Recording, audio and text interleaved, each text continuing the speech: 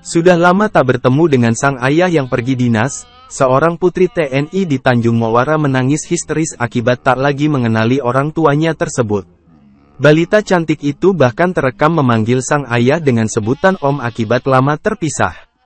Pertemuan seorang putri dan ayahnya yang baru kembali dari bertugas itu viral di TikTok setelah diunggah oleh sang ibu melalui akun pribadinya @ameyulaya, Minggu, tanggal 9 Juli tahun 2023.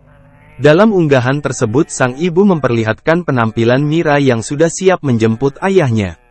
Mira terlihat tampil lucu mengenakan pakaian seragam bak seorang ibu Persit lengkap dengan hijab. Namun saat tiba waktu perjumpaan dengan sang ayah, Mira tampak menangis histeris ketika digendong. Rupanya Mira sudah tak mengenali wajah sang ayah yang terpisah lama dengan dirinya. Kakak Mira pertama kali ketemu papanya dari sekian lama gak ketemu, papar sang ibu. Meski putrinya menangis histeris, terlihat sang ayah enggan untuk melepaskan pelukannya terhadap Mira. Sementara itu Mira tampak menangis kencang sambil memanggil ibunya.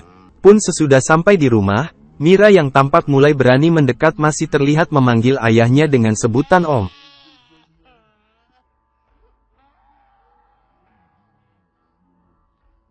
Terima kasih sudah nonton, jangan lupa like, subscribe, dan share ya!